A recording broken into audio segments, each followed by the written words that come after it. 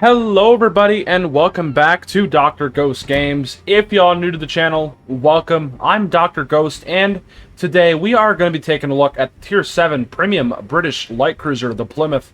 Now you guys did actually recommend in a post, or rather you guys voted on this ship here. And what I mean by that is you guys picked this one for me. So I did a poll the other day asking, hey, should I get the Plymouth? Should I get the Wichita? Should I get the Bayard? Or should I get the Rochester? And most of you guys picked the Plymouth. So today I did pick this ship up. Keep in mind, I don't have a lot of credits. So therefore, I don't have really any mods on, at least in the video. The only mod I have on, at least in the, whoops, I don't want to go into battle. The only mod I have on is aiming systems in the video. Keep that in mind, okay? Just remember that. It's gonna be pretty hilarious. So with all that being said, let's go ahead and look at the ship here. Look at their let's do a little review, if you will. So for upgrades and loadout, I've got aiming systems. I would suggest for the second one, obviously going with steering gears. For the third mod slot, I would probably go with concealment, but you could also easily put on steering. It depends on what you want to do. If you want to go the full-on agile hipper build, you guys could put this on if you'd like. And, yeah, if I had to choose, I would probably put on main battery mod 3 for the extra reload. However, it is totally an option to put on gunfire control systems mod 2. AA, not really needed. Or even torpedoes. I mean, you could also do something really weird with the torpedoes, but really I don't see a point. You only get 8 torpedoes per side. Now, I do apologize ahead of time for the hiccups. I just got done eating something, and you gotta love the hiccups, so sorry if you hear a couple hiccups here and there. Now for the loadout, we've got only armor piercing on this ship, but don't let that fool you. The armor piercing on this freaking ship is phenomenal. The 6-inch British short-fused armor piercing shells on this thing are disgusting. Rapid reloading, not to mention 5.7 second reload on my build. It's gonna come into play here very shortly. I'll show you guys why. Torpedoes, we actually do have some torpedoes. They go out to a whopping 11 kilometers, 62 knot speed. That's pretty average. It's actually decently slow. It's nothing too crazy there. And for the maximum damage, 16,767 with a 96-second reload time. Now we've got the standard British damage control party. We've got some heals. They're pretty standard, nothing too crazy about them. We've got a sonar, which the detection of ships is 4.9, which is pretty high. That's not too bad. And torpedo detectability is 3.4. And for the smokes, I am running smoke. You guys can run radar. However, I would not recommend it if you are playing solo.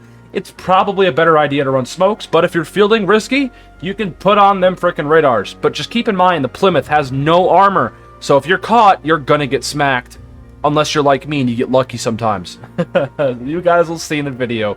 Trust me. The video... That is, yeah, it's my first freaking match in the Plymouth, and it was phenomenal. I cannot wait to show you guys. But yeah, we're running smokes, in case you guys are wondering. Now for the stats, we've got 41,000 hit points. Pretty decent for a light cruiser at tier 7. It's got 13 through 114 millimeters of armor. And that's not really good at all. This thing is basically, treat it like it has no armor. Treat it like you're gonna get blown up if you get shot at by a high caliber AP, especially from heavy cruisers or battleships. Torpedo reduction is basically non-existent. Now for the artillery, we've got 4x4 152 millimeter 50 BL Mark 23s. So yeah, there's a lot of firepower on this ship. You've got 16 guns. Keep in mind, ladies and gentlemen, I am able to put out 16 armor piercing shells. Not to mention they're very, very good armor-piercing shells. I'm able to put out 16 6-inch armor-piercing shells every 5.7 seconds on my build. It's disgusting. It's just disgusting. For the secondary armament, you should pretend like it's not even there. Let's be real. The torpedoes, we already went over them in the loadout section. The AA defense, it's not the greatest for a cruiser, but it's still there. But honestly, I would not recommend speccing into the AA at all. There's really no need to. But it does have okay AA. It can do what it has to do in certain scenarios. Now for the maneuverability, 32.4 knots, which is pretty slow for a light cruiser, but I really don't care. Most of the time, I'm going to be using my islands, using my smokes. I don't really care if I'm flying around the map at 35, 36 knots or whatever. But that's fine with me. Turning circle radius is actually pretty good. It's 680 meters. That's not really great, but that's all right. It's not too bad. So there's some worse cruisers out there, I think. For the rudder shift time, 8.1 seconds. It's alright. For the concealment, 10.9 on my build. However, if I was to put on concealment systems mod, this could probably go down to 9.9, so keep that in mind. The detectability by air is 6.8 on my build. Guaranteed is 2. And the detectability while firing in smoke is basically my main battery reload, 5.7 kilometers. Now for the armor, basically non-existent. Bow and stern. However, if you look at the Citadel, it is absolutely fucking huge. It is literally a Citadel of Citadels. It literally almost fills up the whole ship. If people aim at your Citadel, they aim center anywhere, under your guns, anywhere in between there, you're just gonna get fucking ripped. Pardon my language, but yeah, you have a very big Citadel. Battleships will pop it. Let me tell you. If you're not careful. For the overview, sequential firing torpedoes, yup. Guns aplenty, for sure. And fair for piercing, equipped with armor-piercing shells only. That's true. The Plymouth, the initial design variant of the third series of Town-class cruisers with unique armament comprising of 16 152mm guns and quadruple turrets. The year of design was 1936. So this is basically a Town-class cruiser, but they just slapped some freaking quadruple guns on there. So, yeah. With all that being said, let's go and take a look at our commander. We're running Bruce Fraser. We've got in level 15, Legendary 3, we've got Gunichi Mikawa, and we have Francesco Membelli as inspirations. The base trait is Make Haste. We've got Beyond Range. We've got Home Run, Punch Through, Fixated, and Refill Station. And with all that being said, ladies and gentlemen, I am going to go ahead and bring you guys over to the match. I hope you all do enjoy it. Alrighty, so here we are at the match. Now, the Plymouth, so far, from what I can see and tell, it is disgusting. The guns on this thing are phenomenal.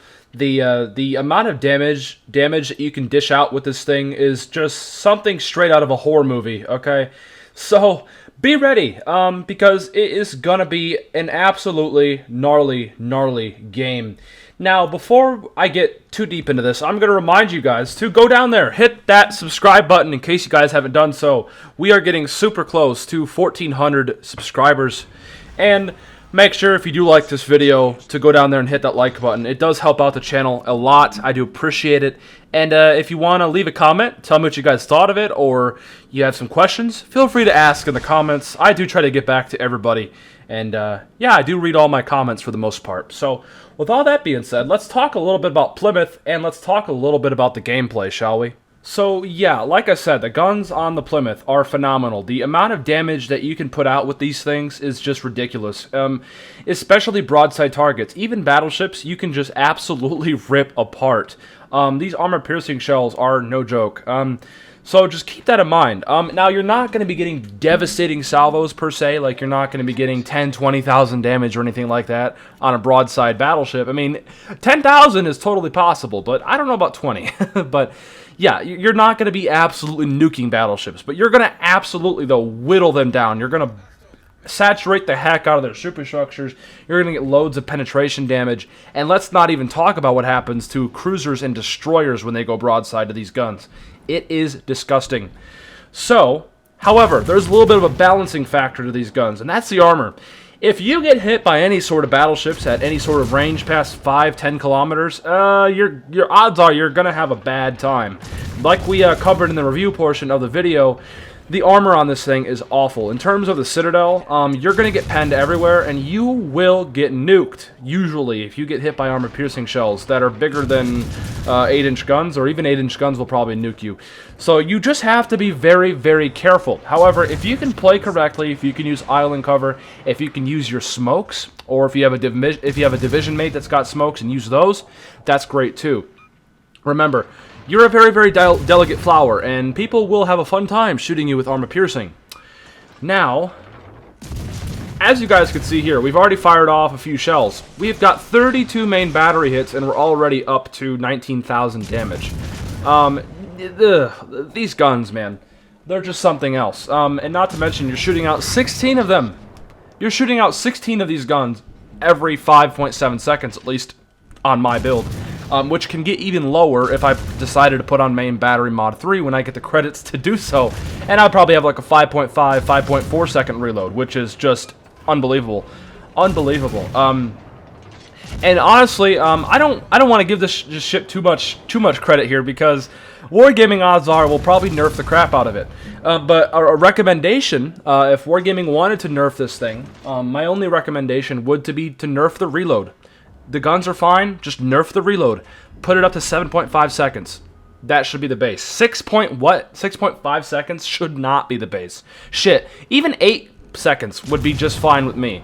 I can get down to 7.5, 7 seconds, and that honestly would not be as broken.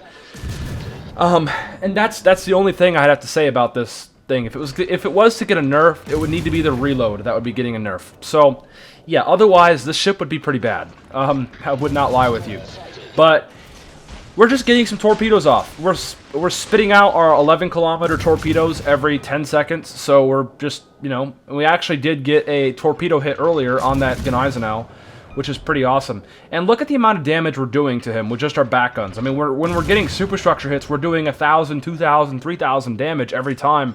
And he's not having a good time. And then when he goes broadside, he is just asking to get absolutely ripped apart here. Watch, we're going to fire a full 16-gun broadside at this Gneisenau, and watch what it does to him. Just watch what it does to him. Oh, 6 pens for like 5, 6k damage. Not to mention, though, his superstructure is a little bit saturated, but Jesus, man.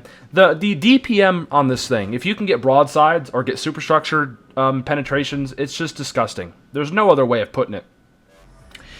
Now, 138 main battery hits in, we are up to something about, yeah, 77,000 damage. I actually go into the settings there and turn up my game audio because the game is not that loud. Sorry if it's a little quiet. I think I was realizing that when I was playing, because usually when I do my live streams, I turn my game volume down just a little bit, so that way my voice is a lot higher and the music and stuff. So, yeah, but when I'm not live streaming, I always have to turn that back up, you know. So, I do apologize ahead of time if the audio is a little quiet, at least for the game audio. I know my mic is quite loud, so we shouldn't have to be worrying about that too much. But at this point, we are just playing a little bit of Sailing Simulator. Now, the first few minutes of the match were not that special. We were just sitting behind an island using our smoke screen, not burning, but just, I guess, cutting people down, if you will. That's kind of what this thing's all about. However, stuff is about to warm up very quickly. We're going to get some crazy amounts of damage coming up very shortly. And trust me, you're going to want to be here for it, because anytime now we're going to push in here and we're going to do some things to some poor people here. They're not going to have a good time. Now, we're spitting some torpedoes out once again towards that Gneisenau and that Suzuya. And let's see if we can't get any hits down on target on them. We'll have to see. But for the time being, we're smoking up here to, you know, go unspotted, so we can just get some free damage here off the Suzuya and off this Gneisenau. Remember, you're a delegate flower. We got lucky that we didn't get absolutely destroyed there from that Gneisenau. But it's a Gneisenau. He's got pretty bad accuracy, so, I mean, we'll take it. But yeah, you got to be really, really careful. That's all I have to say. Now, our team is doing basically nothing right now. They're in the cap, but they are going to throw. They're going to throw. That's what teammates do. And you guys will see what I'm talking about very, very shortly. But we are just going to absolutely destroy these guys. I mean, look at the DPM on this cruiser. The amount of damage you're getting with these shells. And not to mention, there's our first Citadel of the match off that enemy Suzuya. He decided to turn broadside, and that did not work out for him, really. So we're up to 100,000 damage. We've got a Citadel. We've got a torpedo hit. We've got 200 main battery hits. And we're not done yet, though, ladies and gentlemen. Keep in mind, this is our first match, so I'm really just trying to learn this ship. So bear with me here. Now we take another broadside shot at that Suzuya, and yeah, we get some pretty decent freaking results there. 3 Citadels, a high caliber. That brought us from 100,000 to 119,000, well, 114,000. Plus the penetrations we're getting off this Gneisenau's superstructure. Now, the Gneisenau is shooting at us. He wants us dead. However, we are flat broadside to him, and we're testing the RNG here, and we are praying that we will get overpenned. There's no other way of doing it here, and thank God his shells hit high and actually do overpen me. So we are okay. We are okay. No armor, best armor, right?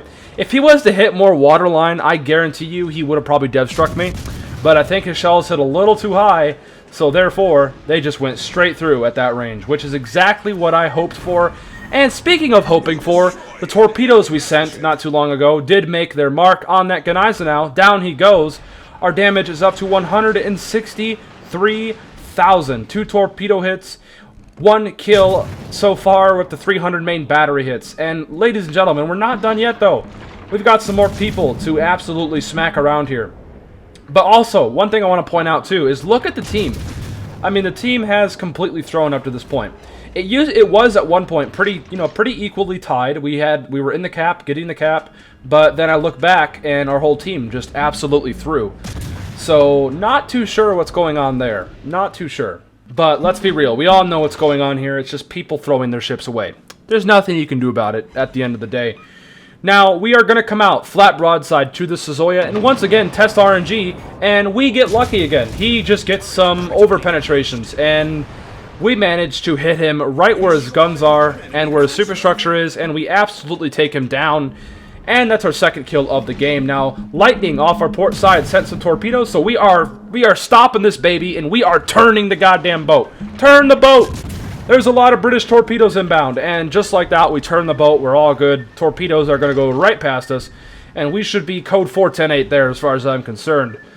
Now, the only issue that I have right now is the team. Our team completely threw. Our destroyer has absolutely fucked off to the other side of the map. He is in a fight with a cruiser. He's probably trying to stealth torp him. Who knows? Honestly, I don't care. But yeah, the rudder shift. This is also a pretty good example of the rudder shift on this thing. It's not very good for a cruiser, especially a light cruiser. So we just face plant into this island. Actually, we tactically beach into the island, rather, so that way we can back up and get back into the fight here. There's 2 destroyers in the cap, so I have to push. We're not going to win on points. I have to push in here and deal with these destroyers. I don't have a choice. I'm spotted, which means there is 100% a destroyer off my left side, either spotting me, so I take a blind shot out there. I'm hoping to hit something, maybe. And unfortunately, no cigar. And there's the voice operator. The enemy team has taken the lead. Who'd have thunk it? I'm doing everything in my power to be the best support cruiser I can here. And just is not enough. Roma takes a shot at us from 13 kilometers. Oh god, this is going to hurt. And yeah, he gets a Citadel off us. And we were lucky not to have been dev struck there. But yep, that was really painful. Now I'm pushing this cap here. And there's the destroyer. However, it's a little too late. We have no armor. And, of course, there are some torpedoes inbound. And the destroyers perfectly set up an ambush. And they took me down. GG's to those destroyers. They played very well there. But with all that being said, that could have been a much better match. I could have probably reached 200k damage easily. However, it just was not meant to be in the end. My team absolutely threw, and there's nothing much I could really do about it.